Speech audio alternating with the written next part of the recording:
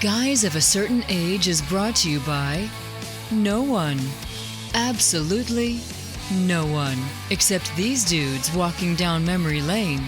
Now let's head to the studio to see what they misremember next.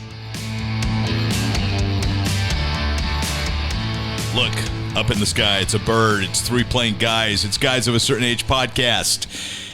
Robbie Koblenz in studio alongside Art Shirley and Jay Reed. That was almost Superman. That's what I was going for. As we record this Superman, I think you could have watched it last night in some markets. Is that correct? I think so, yeah. Maybe tonight. I think it opens wide tomorrow as we record. Well, I had a friend who watched it last night in Dallas. 11th, right? Well, they say the 11th, but then they say... But then usually it's the 10th. But yeah. I mean, some people are selling tickets for the 10th. Okay. Yeah. But it does, you're right. Well, I do sometimes the night before. Official opening is the 11th, which is Friday. So have you guys read any of the reviews? I've seen some of it. Yeah, it looks like it's doing pretty good. Pretty positive. I read just a little bit about people were complaining about the politics of it. But aside from that, I haven't seen anything. I don't think there's any politics. Yeah. I think, Sean Gunn just that's said... That's not the kind of thing that I'm concerned about. No, Sean Gunn commented too. Sean commented and said, we're immigrants, blah, blah, blah. If you don't like this, blah, blah, blah. Okay. Actually, I think if we had anybody from another world, anybody would claim it. But anyway, I'm looking forward to seeing it. Yeah, me too. Yeah. And I love what James Gunn said, that we don't ever need to see Batman with pearls. We don't see a kid crash landing from Krypton, and there was one other origin I forgot he had. Spider-Man. Yeah, Spider-Man. We don't need to see him bit by bit. And what the Batman with pearls, by the way, is his mother who gets shot and her pearl necklace breaks. Where he's not wearing pearls now with the utility belt. It took me a second to go there, but yeah. But wasn't that a Frank Miller? Didn't he incorporate the pearls, or was that something that I remember Year One had it. Yeah, Frank Miller which would be Frank Miller. Yeah. It seems like Timothy Burton had it, but that would have been after Frank Miller. I did don't it, right? remember Batman, the origin story. I mean, he's always going to see Zorro. Yeah, right.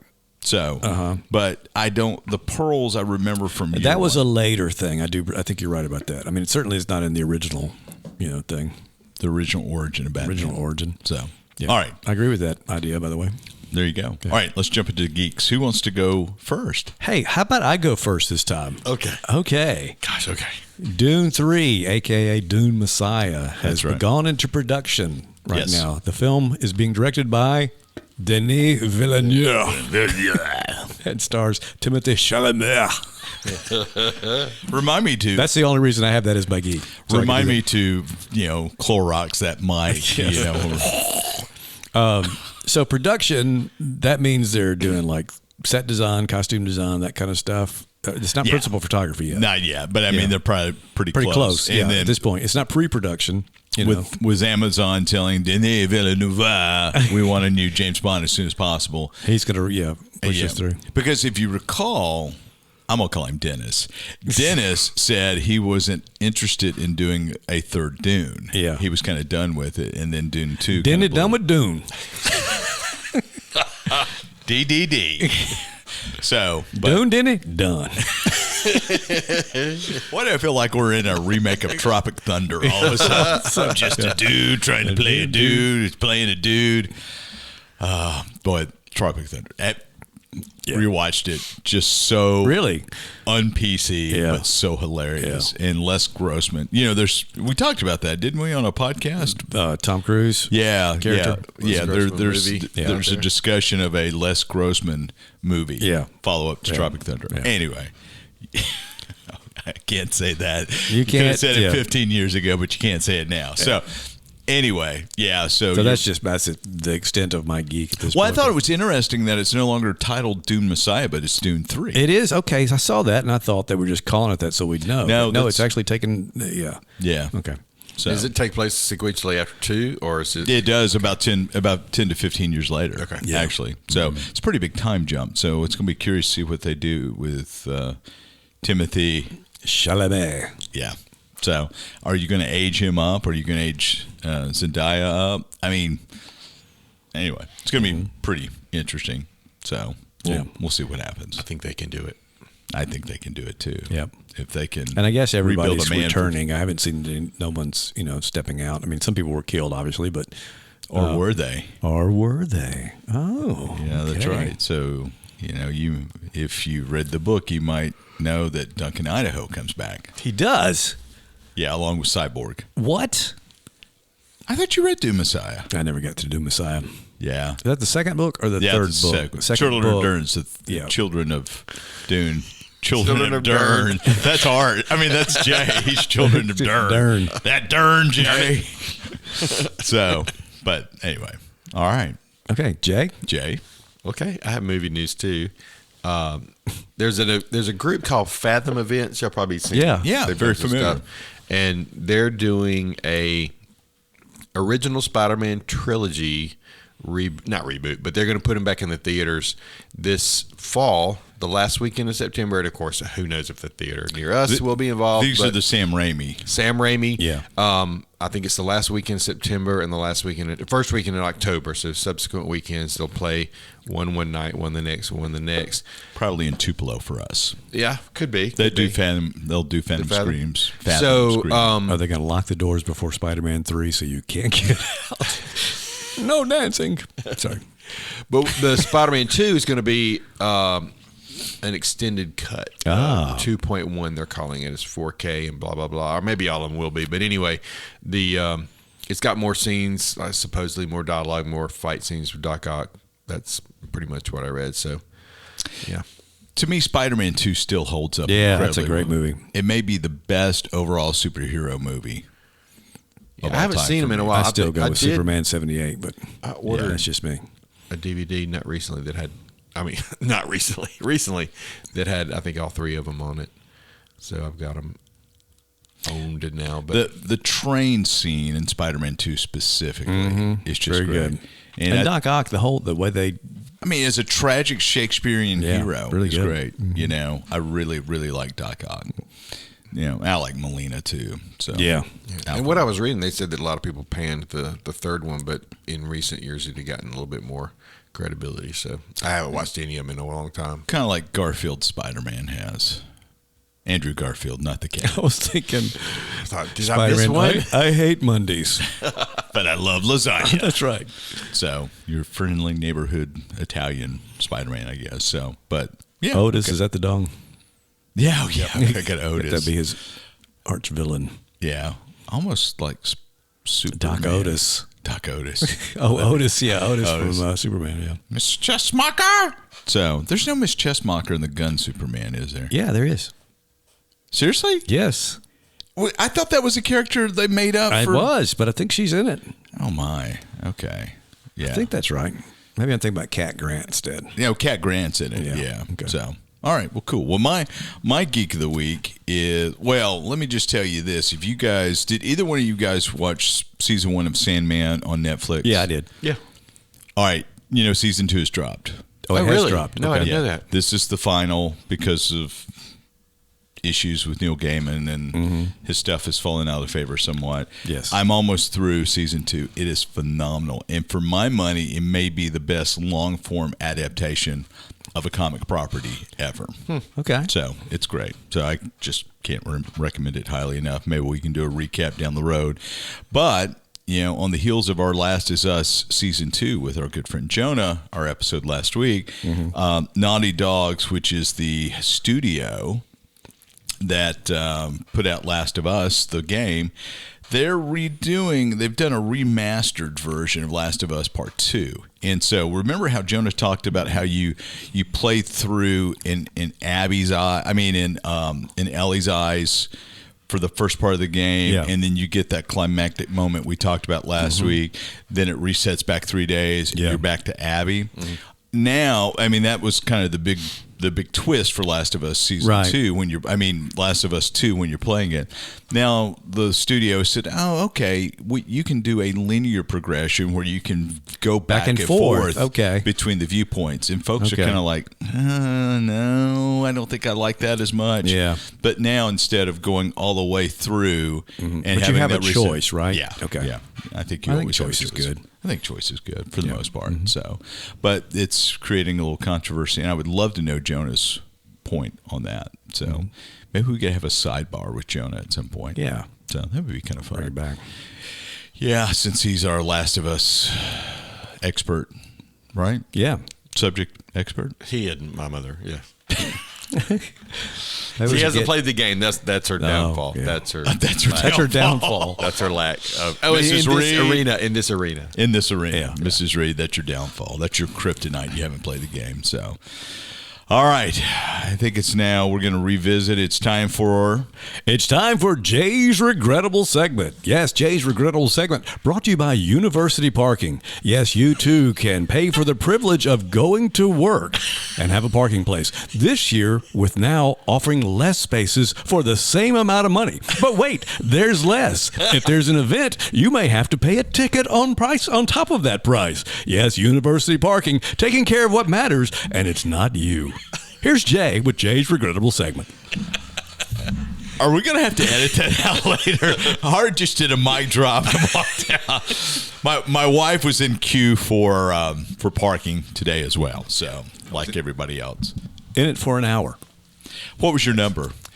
Gosh, I can't remember now. It was like 1,800 and something. She was in the 1800s. Yeah. No. She was 900. David, oldest son, was in the 1800s. Yeah, okay. And like one guy, sorry, Jay, we're stepping on your regrettable segment. One guy came in, started a little before 8, which apparently we weren't supposed to be able to do, but people were doing it. He had it, and he still had an hour wait. And then coworker in the same suite came in at 8, was done in 15 minutes. So he goes, "How did you come in after me?" It's just the way it goes.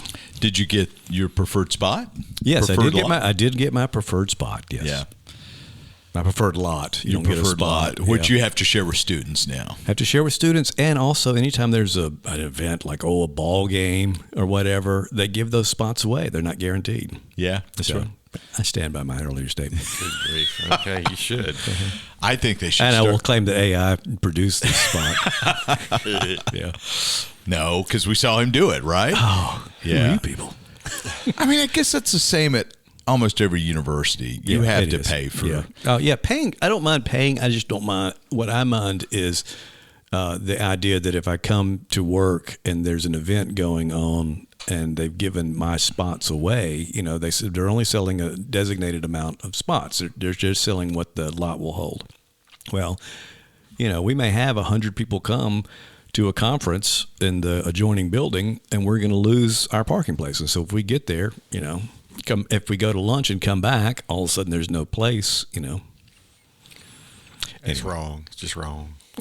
Well, and those who work part-time have to pay the same Yes, amount. that's right. Yeah. For a parking space, even though they're only there for, Yes. half time, 25, 30 hours a week, something like that. Yeah, So at some point in the past, if you worked there, you got a parking pass, right? that's been a long time ago. Well- You've always had to pay for parking, I think, since I think it Bonnie's was like $25 when Bonnie started. Yeah, $25. which is 25 years reasonable. ago, 20 years ago. I was I'm when not gonna dad out was my there, I wife's don't remember age. I just, paying. okay, wait. Yeah. I just don't remember my dad paying. Oh, I'm sure he there. didn't. But I mean, your dad been retired for 25 years. Yeah. yeah, I'm sure it was initially not a paid thing. yeah. Yeah. Mid 90s, you had to pay. Well, heck, health coverage between legacy employees and new employees. There's a whole difference there. Sure. Anyway, all right. So Okay, well. that was a regrettable in all of its own right. And this has been Jay's regret. Oh, sorry. Is that redeemable? Yeah, it's redeemable. Okay. All right. Well, today, we only have like 6 left after this, by the way. Oh, okay. I don't know, it'll probably take us a year to get through them, but Are you going to be able to do it? My voice is leaving me today. Am I going to be able to do it? Yeah, with your voice. I think I can manage. Okay. Yeah, I'm going to manage. I'm going to go for it. I'm going to plow through. So this guy's name is Phoenix the Protector. Ah, Not to be confused with Marvel's Phoenix. right. Who killed Cyborg? Which I think is the reason the Protector is tagged on after his name, because that came later. But we'll Okay. get to that in a minute. Phoenix was created by Jeff Rovin and Sal Amendola. Do you know these guys? I don't know these guys. The second one sounded familiar. Well, you want it to sound familiar. It's just a cool name. Yeah, that's right. Sal Amendola. Yeah, Phoenix #1 was when it debuted in Atlas Comics of January 1975. So it takes place in the future, 1977. Okay. 2 years in the future. Yes. There was And there were flying cars. a space station called the Threshold 1. It had a disaster of some sort that we're not made aware of. Emergency evacuation escape pod crashes in the Arctic. One guy survives. His name is Ed Tyler. He's basically lying there freezing on the ice, but he's noticed by, and I don't know how to say this, DEIEI, the DEI or DI. We're just going to say DEI. What is it now? DEAI? DEIEI. So like kind of Deus, like deity, but 2 EIs. So DEI, a race of all-powerful aliens. They rescue him, and they say, hey, look, we're the ones that are responsible for mankind. Yeah. And we're not really happy with how things have gone, so we're about to destroy mankind. Just thought we'd let you know. Humanity's too violent, they're too flawed, they're destroying everything, so we're going to destroy them. Well, Tyler makes a break for it. He gets a hold of an alien spacesuit full of atomic transistors, and all of a sudden he has powers. In this book, I didn't have a chance to go look elsewhere, but we have no idea what his powers are. But he has tremendous powers, so just bookmark that. So then he becomes the Phoenix. So few interesting things about the Phoenix about the comic. One is it's kind of known as a depressing comic. Even the hero says, I guess I always knew mankind would manage to destroy itself one day, and the planet is doomed. I share the grim responsibility. And then he takes his powers and carves a mountain into a giant gravestone that says R.I.P. Planet Earth 1977. So I guess he doesn't have a lot of confidence in himself. This is very Douglas Adams-esque. Yeah. Okay, so to start out depressed, and then in issue 2, he's kind of portrayed as a Messiah-like figure. So he's got, describes himself as a man that's going to lead everybody from evil to show them the path to salvation. Apparently one scene has the sun shining, and he's got this halo look around his head. And he says, as did I, so will man rise from the ashes of hatred and prejudice, for I am Phoenix. And then fights one of these DI guys who calls himself Satan. DIY. And this is the best part. He parts the waters of the Hudson River. So we know he has that power. Okay. He can carve mountains and he can part waters. So you got that in the second issue, and then they don't say anything about the third issue. In the fourth issue, another race of aliens come along and kick out the Dei, and they call themselves the protectors of the universe, and they get rid of the Dei and give him a new set of clothes, new powers, and now he's known as Phoenix the Protector. So they give him, they come back and they say, by the way, you're the Guardian, but if you mess up, if you show hatred, bigotry, greed, or any other human plagues, mankind will be doomed. Well, as it happened, Atlas Comics was doomed. Yes. And they folded after the fourth issue, so we don't know what happened to Earth. Almost a Green Lantern ripoff. Yeah, I see some of that, yeah. Kind of a Guardian, Green Lantern, Superman sort of. But I'm wondering, amalgam. So was it called Phoenix from the beginning? Phoenix was, best I could tell, they called him Phoenix like the first couple of issues, and then they changed him to Phoenix the Protector. Okay. And that's where it came into. By that time, Marvel had its Phoenix character, and they were trying to avoid copyright issues. I think it could be redeemable. I think so, too. I think so, too. Yeah. Yeah, I mean, because you have a lot of dark, sort of apocalyptic shows that do well. So, hello, Zack Snyder. yeah. The Snyder cut of Phoenix the Protector. Yeah. Well, so redeemable. redeemable. Redeemable. It's redeemable, I think. Yeah. I'd like to know what happens next. So. Yeah. Well, it's almost in public domain. Oh. You could almost. I think that should be your next comic. So how long does that take? Since I'm going to have a lot of free time after when this one airs. That's right, yeah. So you want to wrap it up? Oh, I'm sorry. That's right. Yeah. Okay. So this has been Jay's regrettable segment. And I'm starting to regret what I said because I realize the house is not paid for yet. But we'll be back next week. I may have a lot of free time. Oh, okay. There goes headphones. Jonah is here. Jonah is speaking to us. Or not. That's the case, maybe. We'll be back right after this. And we're back. 2/3 of us went to go see F1 a few weeks ago. 1/3 of us didn't, so that would make a whole. That would be Jay and I went to go see F1. Yeah, and I didn't. I'm the whole, I guess. Yeah. we're the donut. You're a hole. Hey, look out. Sorry, Mrs. Reed and Mrs. Shirley. Yeah, and whoever else is listening. Whoever else is offended. Spoiler free, relatively, but I mean, Jay, you enjoyed F1, didn't you? It was fabulous. At one point, I saw Jay lean forward in his seat as we're getting to the climax of the movie. Just what every good director would want would be the, Oh yeah, for sure. I read, and he wasn't getting up to leave. No, not at that happened point. a few times. But, Yeah, almost 3 hours. It's a long movie. It's almost 3 hours. Yeah, but Wow. man, it does not feel like 3 hours at all. It was great. Action from front to back. Joe Krasinski, how do you pronounce the guy who directed Maverick? Directed this. Yeah. Joe Krasinski. Sounds good. Sure, he directed this piece. He also did Days of Thunder? No. Okay. No. Jerry Bruckheimer is the producer for all this. Okay. Bruckheimer did Top Gun, the original Top Gun. The next Right. movie he produced was Days of Thunder. Uh-huh. Then he produced Top Gun Maverick. Next Yeah. movie he produced was F1. Yeah. So, which is pretty fascinating. I saw some interviews with Brad Pitt. And just talking about the making of, you'll find this interesting, Jay. So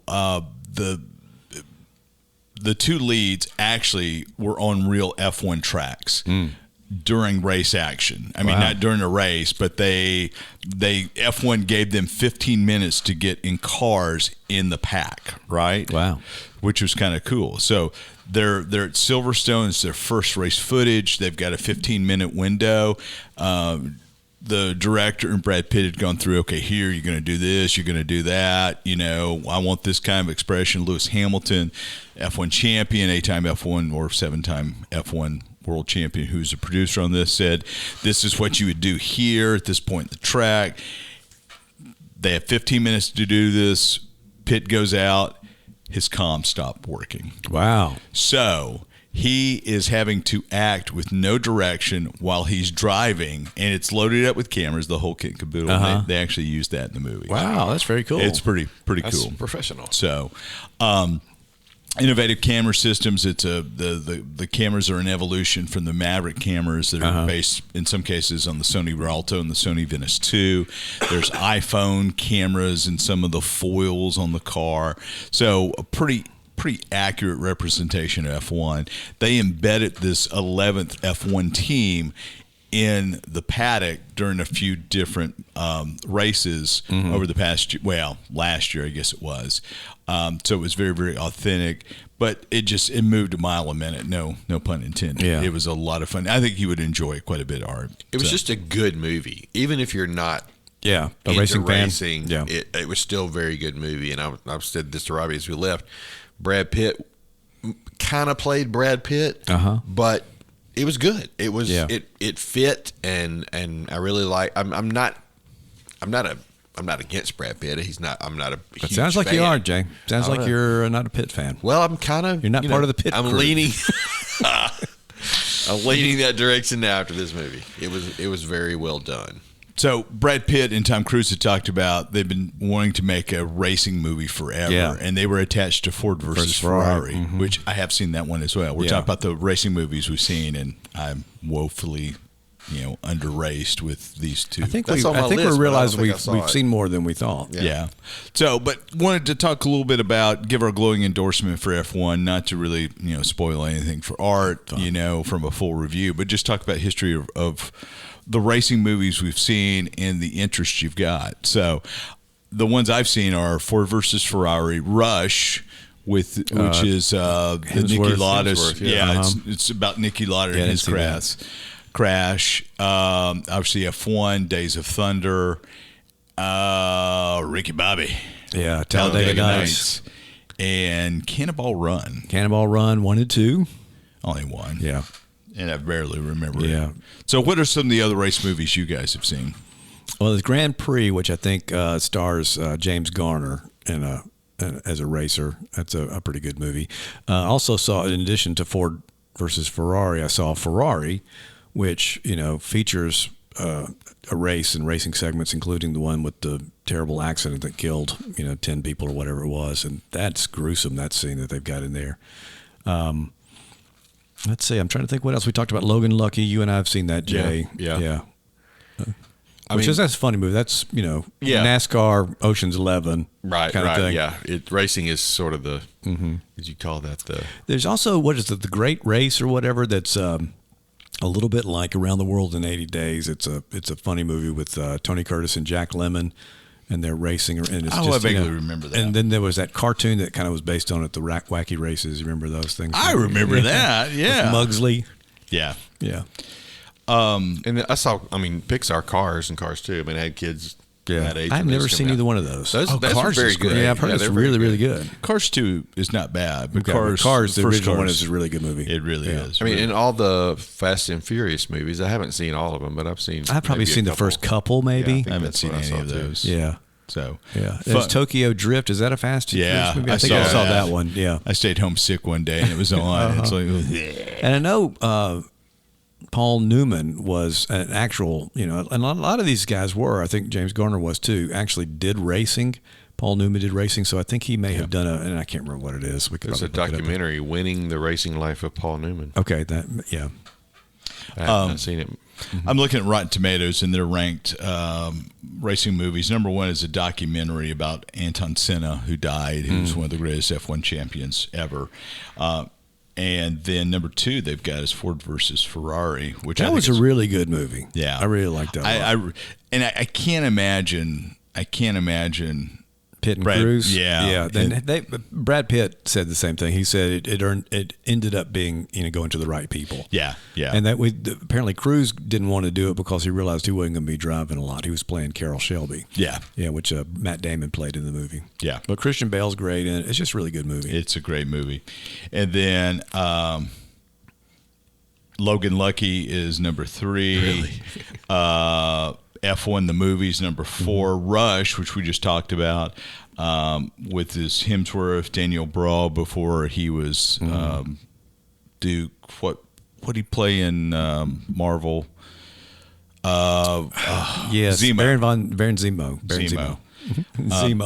Zima. 6 is Cars. 7 is Talladega Nights, The Ballad of Ricky Bobby. Yeah. Racing Dreams. I've never seen that. 2009. It looks like it's a documentary, maybe. Is the Phantom Menace in there? No. 24-Hour War from 2016. I have no idea. So that was part of the Le Mans. That was the 24-Hour War was a documentary about the Ford versus Ferrari event, and then the last race from 2018, which I've never heard of before. So, and there's supposed to be. I haven't seen it yet, but there's supposed to be a really good documentary on Dale Earnhardt that's out now. Maybe on Netflix. I'm not sure. And then, in my list of racing movies is Speed Racer, and I don't remember if I saw that or not. But I've watched. I think I made it through the whole thing. It's was that live action or was that? It was live action. Well, it features a lot of CGI in it, so it's practically an animated movie as well. But it's based on the Japanese animated. Japanese cartoon, right? Yeah, Speed Racer. I was replying to a text, but I remember that was a great movie. Was it? Do you like it? I liked it. I've seen parts of it recently, and it's the brothers Wazowski. It was the first project after Matrix. Yeah. So yeah, really enjoyed it. Days of Thunder was huge for me because I remember Days of Thunder. Robert Duvall's in that, Nicole Kidman, Tom Cruise. The Love Bug. Oh my gosh, that's one of my favorite movies. I love that movie. Yeah. We didn't even include The Love Bug. I guess you think of it, the race features very, much a part of it, but yeah. Le Mans. Gosh, I watched that. What's one of the first things I watched once Disney started their streaming service? Yeah.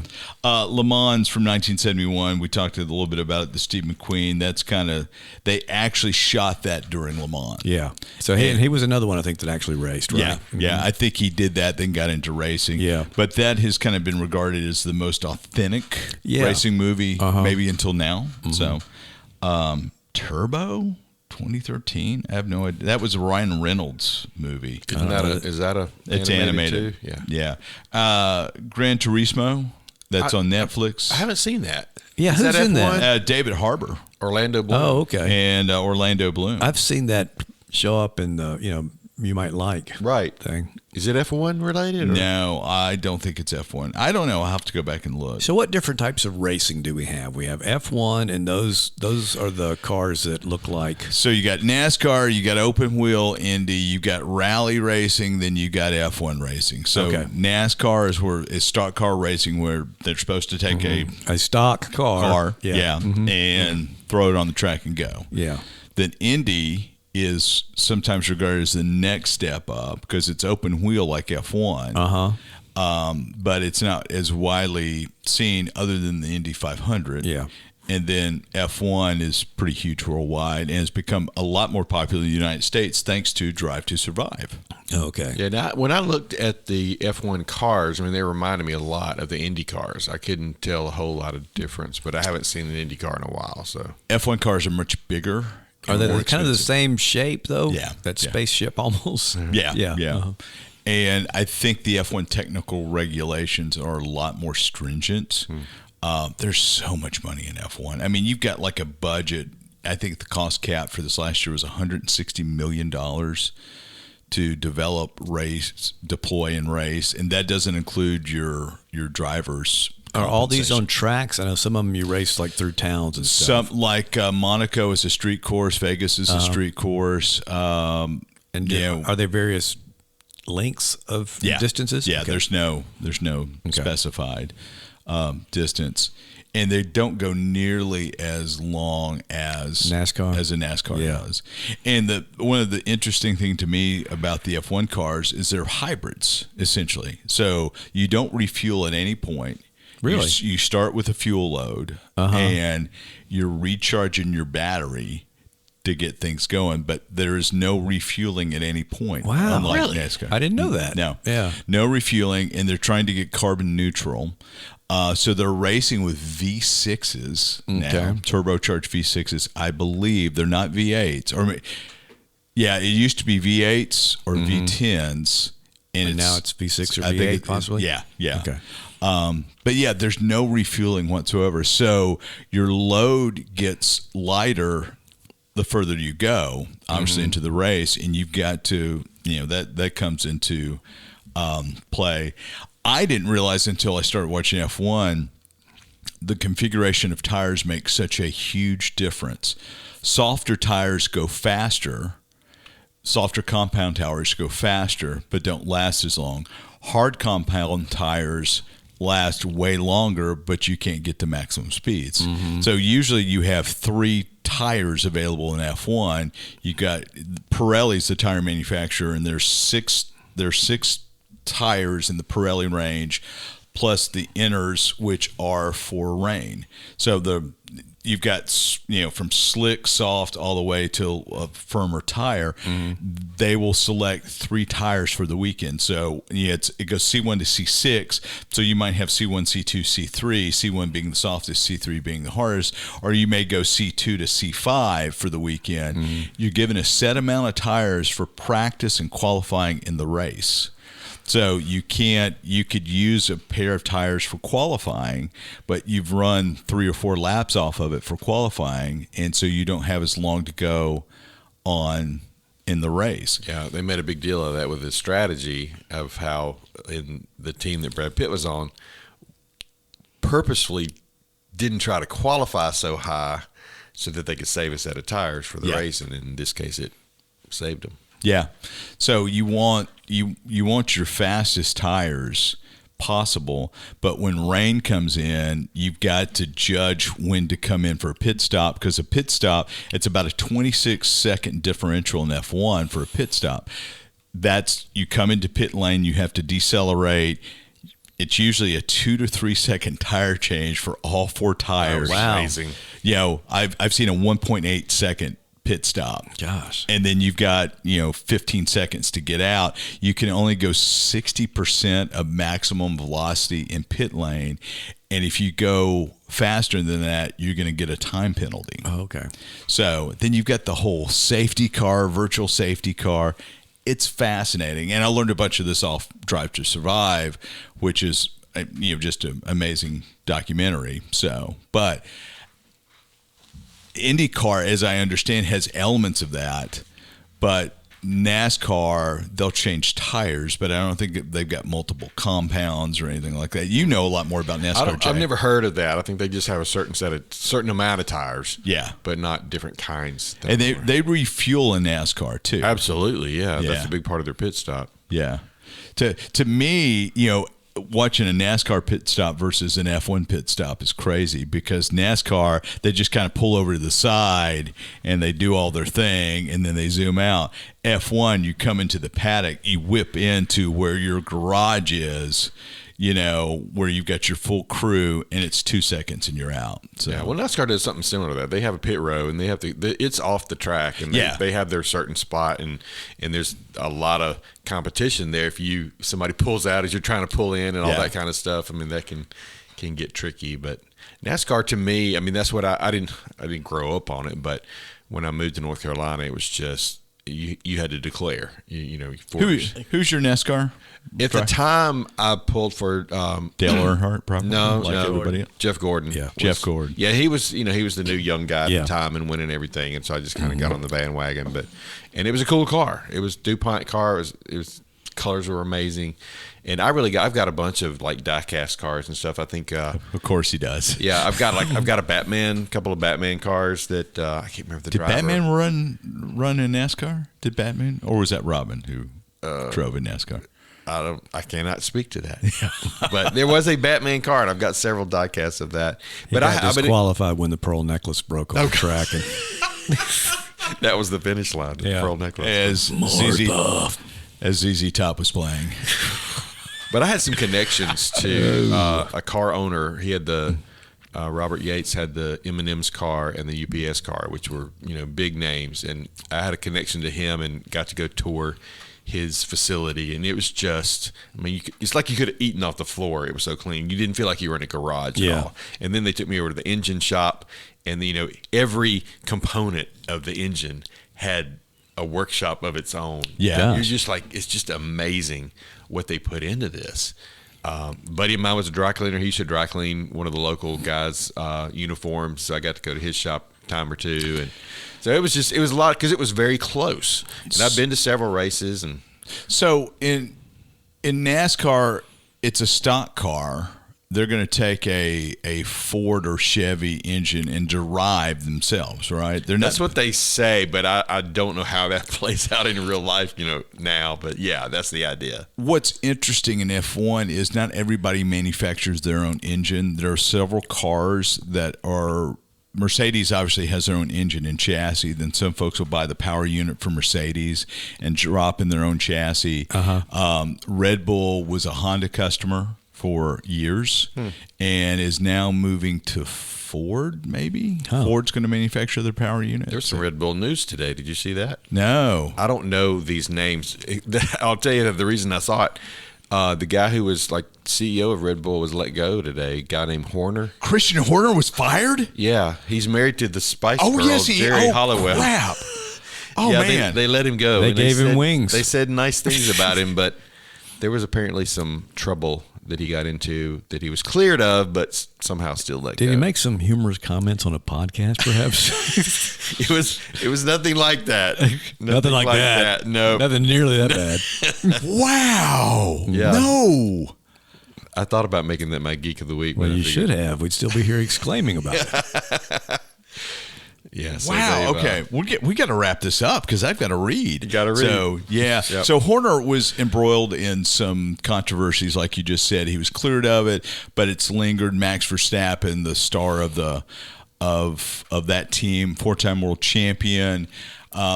His dad has not been happy with Christian Horner there. There's been talk of Max going to Mercedes. I think this is probably I think Red Bull is trying to clean up the mess to keep Max Verstappen. Otherwise, he's going to Mercedes next year. So it's turned into a racing podcast. So anyway, F1 is great. Days of Thunder was awesome.